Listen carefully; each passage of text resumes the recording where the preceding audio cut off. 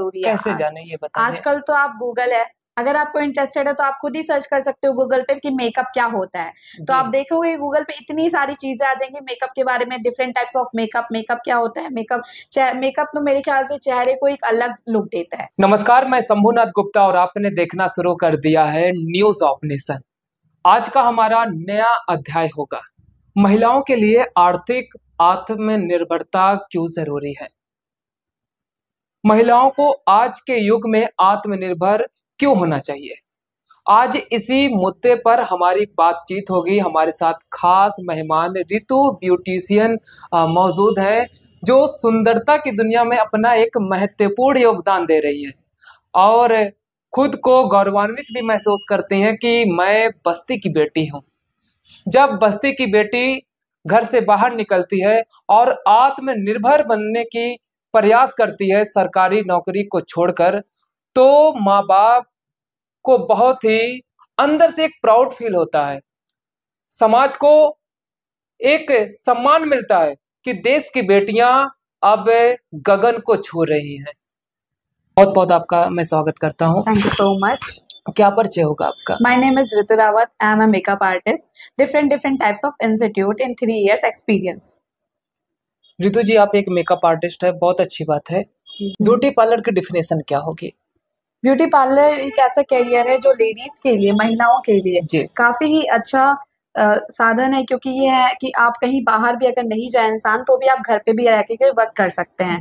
ये बहुत ही इजी है, आप कहीं से भी इसको हजार से स्टार्ट करके लाखों तक कमा सकते हैं। आजकल लोग चाहते हैं कि हर छोटा से छोटा फंक्शन हो, चाहे वो बर्थडे पार्टी हो या फिर फंक्शन हो, तो लोग हमेशा ब्यूटी पार्लर में आते हैं। लेडीज रेडी होती हैं, वो अपने आप को एक खूबसूरत दिखना चाहती हैं कि हम कैसे लग रहे हैं। ठीक है, तो आजकल ये बहुत इंपॉर्टेंट हो गया है। लोग अपना मेकअप प्रोडक्ट खरीद रहे हैं, अपने स्किन केयर को ध्यान रख रहे हैं। आजकल ये चीजें बहुत एक्सपीरियंस हो गई है। देश विदेश से लोग आ रहे हैं हमारे इंडिया में, फिर लोग देख रहे हैं कि यहाँ की लेडीज कैसे रह रहे हैं, कैसे लुक क्रिएट कर रहे हैं, कैसे अलग अलग दिखना चाह रहे हैं। तो हमारे मायने में ब्यूटी पार्लर का डिफिनेशन यही है। Thank you. ऋतु जी, बहुत अच्छी बात है, आपने हमारे सवालों का जवाब दिया, बहुत अच्छा लगा। आपके अंदर ये रुचि कैसे जागृत हुई कि हमें इस क्षेत्र में आना चाहिए? मेरा इंटरेस्ट शुरू से मेकअप में ही था। मतलब मैं बचपन से ये मेकअप करना है। पहले तो था कि मेरे को डॉक्टर बनना है, लेकिन फिर मेरा क्रेज चेंज हो गया। 9th 10th आते मैंने कहा नहीं, पढ़ाई छोड़ो, ग्रेजुएशन कंप्लीट हुआ, अब मुझे सिर्फ मेकअप में ही कैरियर करना है, क्योंकि मेकअप मेरे लिए बहुत इंपॉर्टेंट रखता है। क्योंकि मेरे लिए मेकअप बहुत ही ज्यादा मायने है, क्योंकि ये मेकअप मेरी मम्मी भी करती आई है। मेरी फैमिली में अक्सर लोग मेकअप आर्टिस्ट ही रहे, लेकिन मैं कुछ चाह रही थी कि मेरी मम्मी की शादी के बाद मम्मी का मेकअप छोड़ दिया, तो मैं चाह रही थी कि मैं अभी भी कर रही हूँ मेकअप और कंटिन्यू आगे भी शादी के बाद भी करूँ। कोई ये ना बोले कि आपने क्यों अपना कैरियर छोड़ दिया। तो मेरी मानना है कि शादी होने के बाद भी आप अपनी चीजों को हमेशा कंटिन्यू रखें। ये नहीं कि शादी हो गई तो देन कैरियर बंद कर दें, ऐसा नहीं है। मेरे मामले में तो मेरी इसीलिए रुचि थी कि मैं ये चीज करूंगी तो हमेशा लाइफ टाइम करूंगी। ऋतु, बहुत सारी चीजें हमारे समाज में उठते हैं। जब एक लड़की किसी ऐसे क्षेत्र में जब काम करने लगती है, पब्लिकी होने लगती है, तो समाज उस पर सवाल भी उठाते हैं। क्या लगता है आपको? जी, लोग तो सवाल उठाएंगे, लेकिन मुझे लगता है कि अगर आप अपनी चीजों में बेस्ट हो, और खास करके लेडीज का ब्यूटी पार्लर को लोग बहुत ज्यादा ही बदनाम भी करते हैं। मुझे ऐसा फील होता है कि अगर आपके जैसे कोई भी मेरे यहाँ क्लाइंट आती हैं तो कभी उनके भैया ले आके छोड़ देते हैं या फिर भाई, तो वो लोग कहेंगे अरे इनके यहाँ तो बॉयज आके बैठे थे, क्या मेंस का पार्लर नहीं है, तो मेंस कैसे अलाउ है। बट मुझे नहीं लगता, आप उनके साथ आए हो, जाहिर सी बात है वो आपको छोड़ के कहाँ चले जाएंगे। तो वो भी रहे, लेकिन एज अ मैं उनके लिए एक अलग ही बना रखी हूँ कि वो आप वहां पे जाके बैठ जाएं। तो ऐसा नहीं लगता कि आप पे सोच पे डिपेंड है कि आपकी सोच कैसी है। वो तो डिपेंड है कि आप अपनी सोच को चेंज कर लीजिए। तो वो तो हम चेंज नहीं कर सकते, लेकिन ये है कि आप अपने में ही बेस्ट रहें, अपनी ही चीजों को सुधारें और अपनी ही चीजें एक लिमिट तक ही रखें। तो जी, कैसे शुरू करें लेडीज ब्यूटी पार्लर, मैं जानना चाहूंगा, और हमारे ऑडियंस भी आपसे इच्छुक है जानने के लिए। लेडीज ब्यूटी पार्लर खोलने की बस 10th एंड 12th की मार्कशीट की जरूरत पड़ती है। इसमें बहुत ज्यादा आपको क्वालिफिकेशन की जरूरत नहीं पड़ती है कि आपको क्वालिफिकेशन चाहिए। अगर आप 10th भी पास हैं तब भी खोल सकते हैं, अगर 12th भी पास है तब भी। क्या है, बस इसमें मायने रखता है आपको कितनी नॉलेज है, आपका एक्सपीरियंस कितना है, कितनी नॉलेज है, आपको बोलने का तरीका आना चाहिए। ठीक है, सबसे मेन बात तो ये है। हम चाहे पढ़े हो या ना पढ़े हो, थोड़ा तो पढ़ना जरूरी है आजकल, क्योंकि आजकल जनरेशन बहुत ज्यादा इंपॉर्टेंट हो गई है। तो आजकल पढ़ना बहुत जरूरी है। तो मेरे ख्याल से तो मुझे तो लगता है कि आप पूरा ग्रेजुएशन कंप्लीट करिए। ठीक है, आप 10 पास कर लो तो भी खोल सकते हो, अगर आपका इंटरेस्टेड हो तो। मैं चाहती हूँ कि सारी गर्ल्स को आजकल इस कैरियर में खास कर जाना चाहिए, क्योंकि इसमें आप छोटी सी इनकम में आप काफी बड़ा वर्क कर सकते हो। ठीक है, और यही यही कर सकते हैं, वर्क कर सकते हैं बहुत बड़ा। और जो है, आप इसमें ऐसा भी नहीं है कि आपको, ये भी है कि आपको इसमें different different types of language भी आनी चाहिए। अगर आपसे कोई भी क्लाइंट पंजाबी आ गया तो आप पंजाबी बोलिए। अगर आपके साथ कोई इंग्लिश, तो यहाँ पे मुझे नहीं लगता, रेयर केस में 80 to 90% आ जाएंगे, अदरवाइज सब हिंदी आएंगे। हिंदी, पंजाबी और जो आपकी नॉर्मल मातृभाषा है अवधी, बस यही इतनी। लेकिन मुझे लगता है कि आपको सारी लैंग्वेज थोड़ी बहुत तो आनी ही चाहिए। तो इसका कम्युनिकेशन स्किल तो अच्छा होना चाहिए मेरे अकॉर्डिंग। हाई स्कूल और इंटर, लेकिन सवाल ये उठता है, अभी तक उसको किताबी ही ज्ञान है, हम ब्यूटी पार्लर के क्षेत्र में कहाँ से ज्ञान प्राप्त करें? पहले तो आपको ब्यूटी पार्लर के बारे में थोड़ा बहुत तो जानना जरूरी है। कैसे जाने, ये बताइए। आजकल तो आप गूगल है, अगर आपको इंटरेस्टेड है तो आप खुद ही सर्च कर सकते हो गूगल पे कि मेकअप क्या होता है। तो आप देखोगे गूगल पे इतनी सारी चीजें आ जाएंगी मेकअप के बारे में, different types of makeup, makeup क्या होता है। मेकअप तो मेरे ख्याल से चेहरे को एक अलग लुक देता है। ये नहीं कि आपका जो लुक है वो लुक तो है ही, लेकिन आपको थोड़ा सा डिफरेंट दिखा देता है। अगर आप हल्का सा मेकअप अपने फेस पे करोगे तो देखो कि कितना डिफरेंट लुक हो जाता है। तो मेरे ख्याल से तो मेकअप का यही मायने है। लेकिन सवाल ये भी उठता है, अखबारों में प्रमुखता से भी ये खबरें छपती रहती है, आप लोग कुदरत के करिश्मे को ही बदल देती हैं। बट हाँ, ये चीज तो मेरे ख्याल मेरे पे भी बहुत ईश्वर ने बनाया कुछ और जब वो ब्यूटी पार्लर के अंदर जाता है तो कुछ और ही सामने चीजें आती हैं।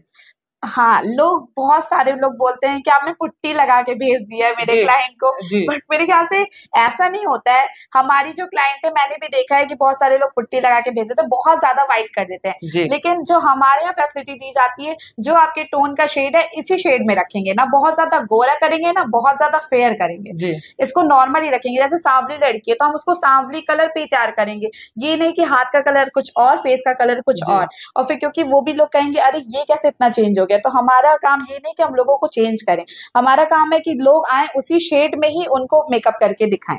रितु जी, एक समाचार वायरल हुआ था, उसमें लिखा था जब दुल्हन की शादी हुई और जब सुबह दुल्हन उठी और उसने अपना फेस वॉश किया तो जो दूल्हा था, उसका हस्बैंड था, उसको पहचान नहीं पाया क्योंकि उन्होंने बहुत ज्यादा ओवर मेकअप कर रखा होगा। मेकअप तो इंसान करता है, आजकल तो नॉर्मल बॉयज तक मेकअप कर रहे हैं, ग्रूम मेकअप हो रहा है। पहले कहाँ बॉयज मेकअप नहीं कराते थे ब्राइड्स में, आजकल बॉयज मेकअप कर रहे हैं। तो जाहिर सी बात है गर्ल्स भी मेकअप करेंगे, और खास करके उनका इतना स्पेशल दिन होता है ब्राइडल का कि उनको सजना ही रहता है। वो लोग अगर हमारे पास क्लाइंट डिमांड करती नहीं हमको बहुत ज्यादा गोरा बना दीजिए, तो इसमें हमारी गलती नहीं है। वो आप ना हम आपकी गलती दे रहे हैं ना हमारी, क्यों वो समाज की भी है। मतलब समाज को भी मैं नहीं बोल रही हूँ, लेकिन वो आप आ रहे हो, आप हमको बोल रहे हो कि हमको बहुत ज्यादा गोरा बना दीजिए, तो हम कुछ नहीं कह सकते।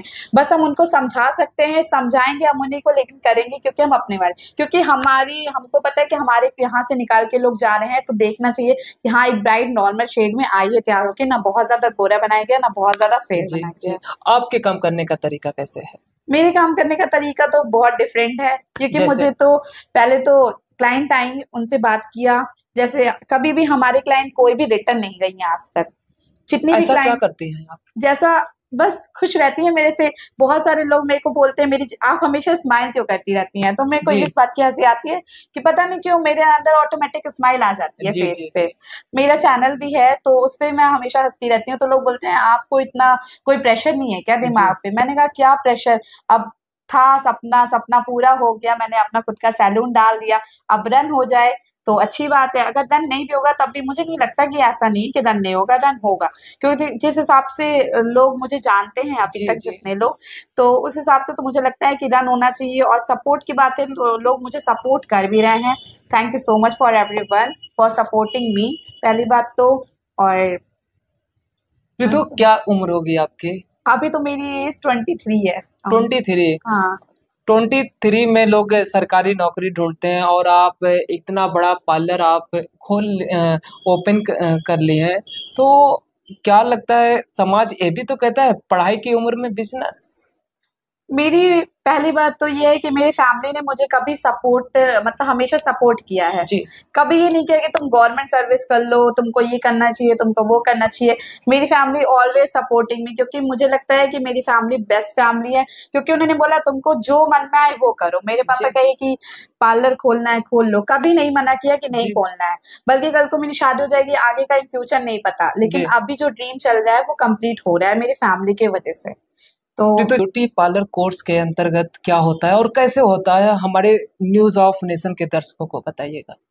ब्यूटी पार्लर्स के कोर्स का सीन ये है कि अलग अलग इंस्टीट्यूट भी होते हैं, अलग अलग यहाँ पे कोचिंग भी खुल के हैं, और डिफरेंट टाइप्स ऑफ इंस्टीट्यूट। पहले तो जी ये इंस्टीट्यूट बहुत कम हुआ करता था, जी रेयर जी केस में लोग बाहर जाते थे सीखने, लेकिन अब छोटे छोटे पार्लरों में भी लोग ट्रेनिंग दे रहे हैं। ठीक है, तो बहुत पहले वीएलसीसी इंस्टीट्यूट था, लैक्मे इंस्टीट्यूट था।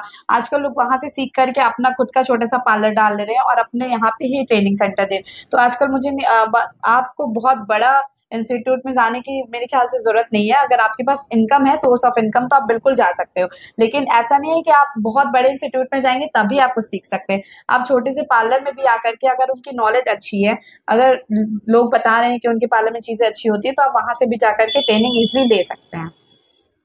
यानी हमें बड़े इंस्टीट्यूट में जाने की जरूरत नहीं है।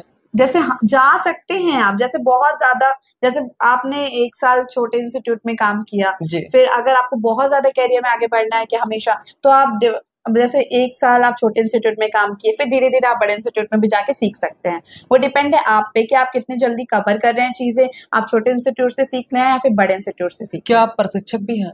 जी हाँ, मैं यहाँ पे भी ट्रेनिंग भी देती हूँ, मेरा एक्सपीरियंस भी है। आप ट्रेनिंग के लिए भी आप ज्वाइन कर सकते हैं, आ सकते हैं।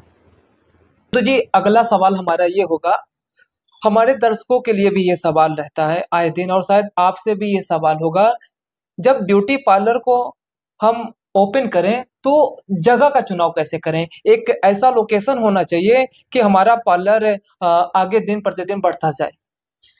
मेरा मानना ये है कि महिलाओं के लिए बहुत ज़्यादा इम्पोर्टेंट है कि आप एरिया का चुनाव कैसे करें। जी जी, सबसे पहले तो आपको देखना पड़ेगा कि आपका क्या लोकेशन है।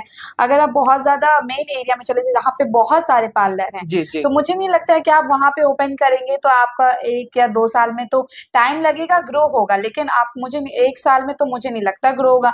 तो मुझे लगता है कि जहाँ पे पार्लर नहीं है, 1-2 पार्लर ठीक है, जहाँ पे 1-2 पार्लर है वो ठीक है, लेकिन जहाँ पे कंटिन्यू 1, 2, 3, 4, 5 पार्लर है लगातार, आजकल तो पार्लर की डिमांड है कि आप देखेंगे हर गली-गली में पार्लर ओपन हो जा रहा है। तो फिर मुझे लगता है कि जहाँ पे पार्लर नहीं है, एज अ इंटीरियर करिए, ऑन रोड खोलिए। पहली बात तो मुझे नहीं लगता किसी भी आप गली में खोलिए या फिर किसी के घर के अंदर खोलिए, एक सेपरेट शॉप लीजिए, रेंट पे लीजिए, और एकदम ऑन रोड पे खोलिए कि लोग आए जाएं तो आपकी नजरें पड़े, आपके बैनर पे लोग देखें।